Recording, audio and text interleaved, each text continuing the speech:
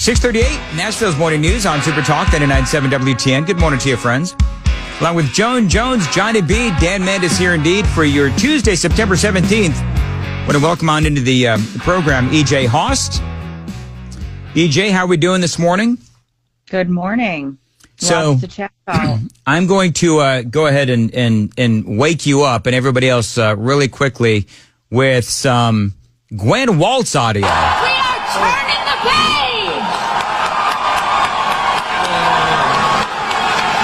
52 days and we are turning the page! 52 days and it is bye-bye, Donald Trump! Is she insane? Like you spent many years in Minnesota when you had Governor Walz as a congressman, then a governor, and she sounds like a lunatic. Okay, so you know what's interesting about that? Lots of folks from Minnesota agree with me that we really didn't hear from her much.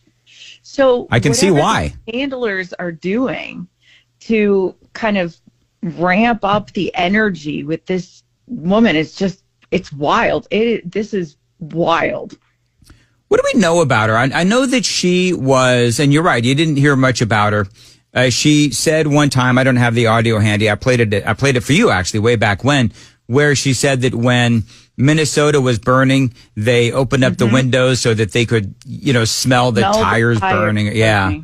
I mean, she's just, it's so interesting because the more we get to know Tim Walz, his whole line of how Republicans are weird, which is bizarre that he's actually still using that line.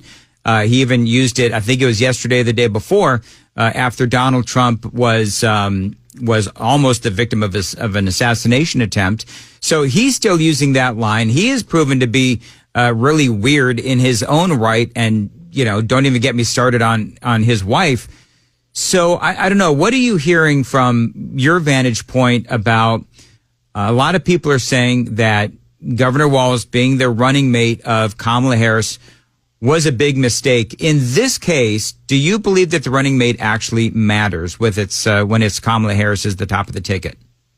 So I think it does for a number of reasons, but I'll start with this. What I'm hearing from people, reporters, independent journalists, and things like that in Minnesota who've been trying to sound this alarm for a really long time about Tim Walz, not just that he's weird, but that he's dangerous. His policies are dangerous.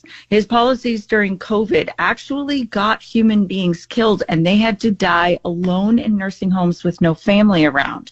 So it's not some small thing. And we can make fun of how Gwen Walz, turns the page with these wide eyes and strange hand motions, and we can make fun of Tim Walz clapping and bowing and kicking his foot every time he comes on stage.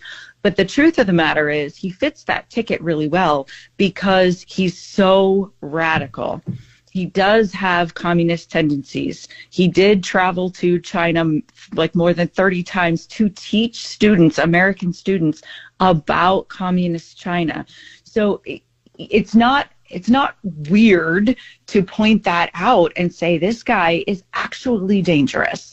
So that's point number one. And that's what I'm hearing from people in Minnesota is that they are really glad that all of this is coming out, albeit a little too late, because he ended up getting a second term as governor when he really should not have. Had this stuff really made the national news, or even quite honestly the local news in Minnesota, he would not have won that campaign. It is interesting too, because he also said this. I played this audio yesterday, but I'm curious as to what you feel about it, where he talked about how this is an election where people need to talk to other people at the grocery store about their vote. And trying to have that hard conversation in the produce aisle with the person you saw there at the grocery store and ask, have you voted yet? I mean, that's the guy who also said we in Minnesota, we mind your own damn business. Yeah. And was also the guy who set up a snitch line during COVID so that you could tattletale on 10-year-olds playing basketball at the park. Yeah. Well, and the thing is, when you look at his LGBTQ plus policies, which, by the way, I will raise up my hand and say that I was right when we were all debating as to whether or not Taylor Swift was going to endorse Kamala Harris. I was the one that said that Tim Walz, I think I was talking to you actually, where she, Tim Walz is very LGBTQ plus. So I felt that was going to be a lure for Taylor Swift to endorse Kamala Harris and Tim Walz. And sure enough, when she put out that statement saying that she supported Kamala, one of the biggest things going was because she decided to have Tim Walz as a running mate because of his pro-LGBTQ plus stance. But the thing is, I mean, it goes so far beyond, just supporting gay rights, put that in air quotes. I mean, Tim Walz, you're talking about how he is dangerous. He supports taking children away from parents if the parents say, no, you're only 8 years old. You cannot decide that you are a girl instead of a boy. And he advocates for taking the kids away from the parents. It's insane. It's not advocates. He signed a bill into law in the state of Minnesota that will give custody of your children to the state so that they can have those procedures done behind your back. It's radical. It's absolutely radical. And so to a degree, I'm glad that this is coming out. And I do think it hurts the Kamala Harris ticket quite a bit to have this much controversy around a VP pick.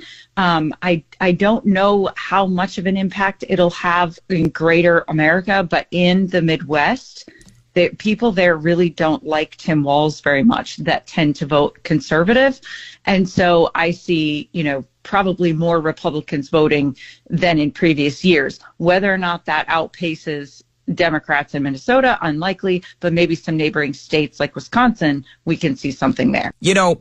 I don't know whether I'm surprised, disheartened, not surprised. I'm having trouble, EJ, connecting with how I actually feel about Democrats these days, because the things that Kamala lies about, the things that she stands for, the things that Tim Walz stands for. There was a time when I mean, this many, many, many years ago, had this attitude of, can't we all just get along?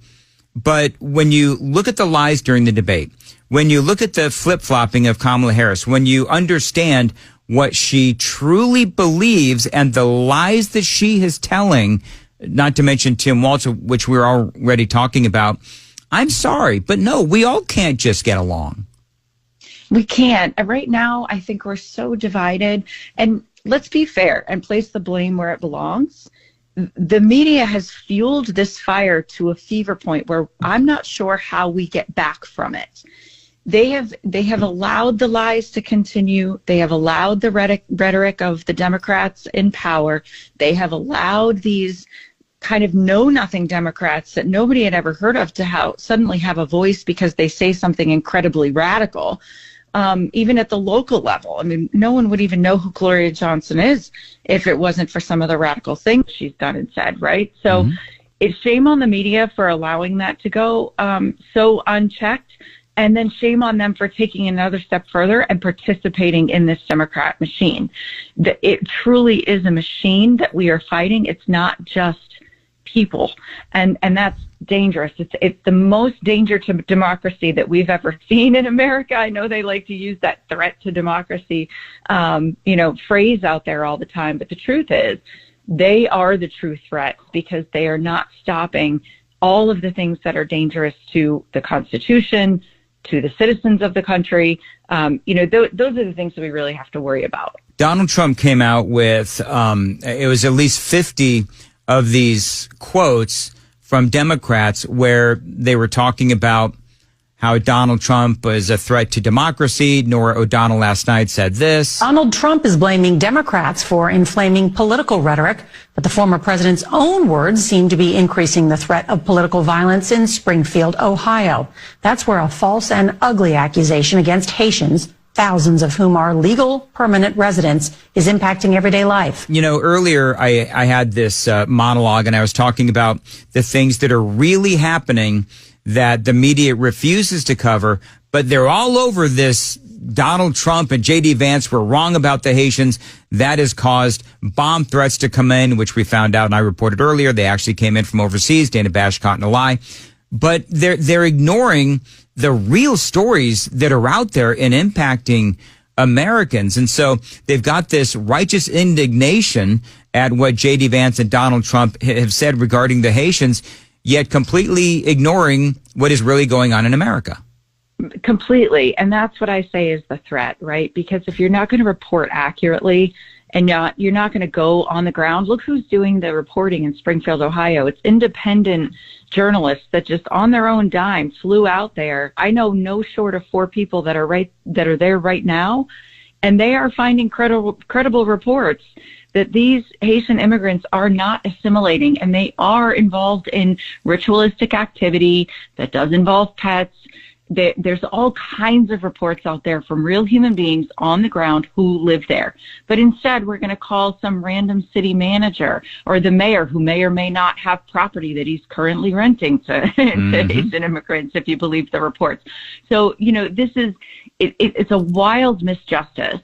And what they're doing to the rest of the country by not reporting the truth is further dividing, further fueling the flames, and to your point, making it more difficult for us to get along as neighbors with Democrats and people who maybe just lean a little left. It's difficult now for those of us who do know the truth and who are paying attention to become friends or really stay close to those people, and that's a shame. Well, and the thing is, they don't save their ire for just Donald Trump.